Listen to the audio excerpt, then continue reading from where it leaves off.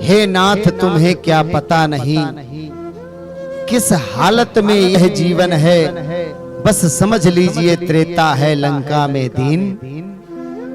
विभीषण है, बड़ी ही स्थिति खराब है मथुरा की प्रभु। Audio Jungle।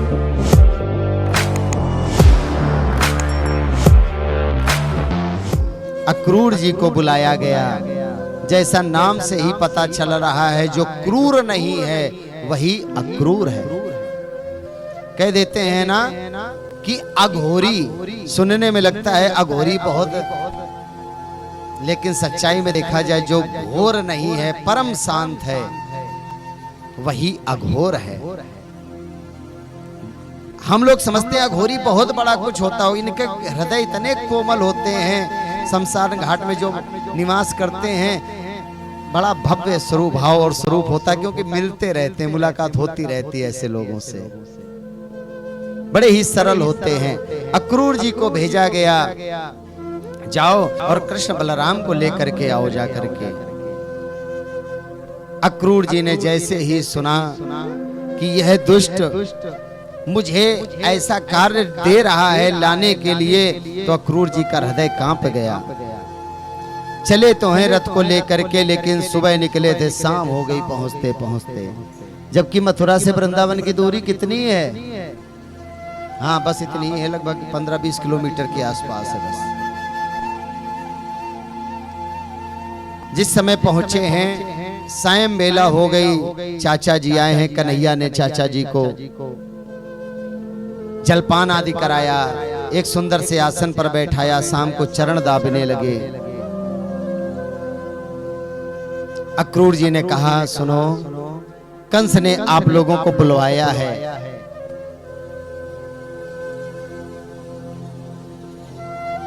भगवान ने पूछा क्या स्थिति है, मथुरा की क्या स्थिति है, मेरे माता पिता कैसे हैं?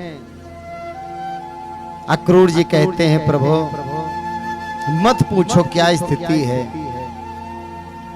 आप पूछ रहे हो जो सर्वज्ञ हो, सर्वनियंता हो, सर्वज्ञाता हो, तुम्हें क्या नहीं पता? हे नाथ तुम्हें क्या पता नहीं, किस हालत में यह जीवन है, बस समझ लीजिए त्रेता है लंका में दीन। विभीषण है, बड़ी ही स्थिति खराब है मथुरा की प्रभु। हम आपको लेने के लिए आए हैं। जैसे ही सुना नंद बाबा ने और नंदरानी ने, तो मूर्छित होते होते बची मैया। अरे मेरे लाला को क्यों लेने आए हो? अक्रूर जी ने समझाया। बोले अक्रूर खबर लाना, मैया कर्तव्य हमारा है, तुम बेटों सहित चलो न चलो, यह सब अधिकार तुम्हारा है। मेरा तो कर्तव्य है, केवल मैं सूचना लेकर के आया हूं। आपकी इच्छा हो तो चलिए, ना इच्छा हो मना कर दीजिए, स्पष्ट, कोई जबरदस्ती नहीं है। भगवान ने कहा जरूर चलेंगे हम। नंद बाबा ने भी कह दिया ठीक है। लेकिन जैसे ही गोपियों ने ये खबर सुनी कि कोई भगवान को लेने आया है और भगवान कल यहां से चले जाएंगे, तो आज की पूरी रात्रि गोपियों की ऐसे ही कट गई। पूरी रात गोपियां जगती रही, भगवान का स्मरण करती रही, पूरी रात जागती रही, किसी को एक पल नींद नहीं पड़ी। और यही प्रतीक्षा कर रही कितनी जल्दी सवेरा हो और हम जा करके कन्हैया को मना ले, जा करके कह दें कि तुम मत जाओ, तो मेरी बात शायद सुन ले और कन्हैया ना जाए। कन्हैया जो है नंद बाबा सहित अक्रूर जी बलराम को ले जाने के लिए उद्यत हो गए। रथ तैयार हो गया, गोपियां रथ के आसपास पहुंच गई हैं। एवं ब्रुवाणां विरहातुरां भ्रसां ब्रजस्त्रिया कृष्ण विसक्तमानसः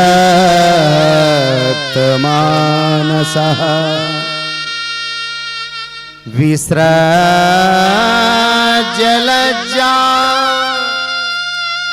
रुरुदो सस्वरा। सारी लज्जा को छोड़ करके आज गोपियों ने उच्च स्वर में रोना शुरू कर दिया। देखो, आंसू ऐसे होते हैं कि इन्हें रोकना भी चाहो ना तो परिस्थिति के अनुसार रुकते नहीं हैं। आज गोपियों ने अपने माता पिता की शर्म का त्याग कर दिया। मेरी माँ क्या सोचेगी, लोग क्या सोचेंगे। गोविंद दामो दर माधवेति। एवं ब्रुवाणाम, बड़े जोर जोर गोपियां रो रही हैं, उच्च स्वर में रो रही हैं और यही कह रही, हे कन्हैया, अगर तुम्हें जाना ही था तो तूने मुझसे इतना प्रेम किया ही क्यों? अरे अगर तुम ना जाओ तो क्या हो जाएगा, यहीं पर बने रहो। अरे मुझे तो सबसे बड़ा दुख ये हो रहा है ना कन्हैया कि तू मेरे यहाँ आता था, माखन मांगता था और मैं तुझसे 4 बार नृत्य करने के लिए कहती थी, 4 बार कहती थी नाचो, तब 1 बार माखन खिलाती थी। मत जाओ कन्हैया, मत जाओ। माँ भी खड़ी है सम्मुख। आए हाय, 85 वर्ष की 86 वर्ष की अवस्था है माँ की, और बुढ़ापे में जिसका लाल हुआ हो और एक ही लाल हो और इतना प्यारा जिसका बेटा हो, और अगर वो छोड़ करके जा रहा हो, क्या स्थिति बनेगी ऐसी माँ की। माँ फूट फूट करके रो रही है, बहुत ही दुखी है।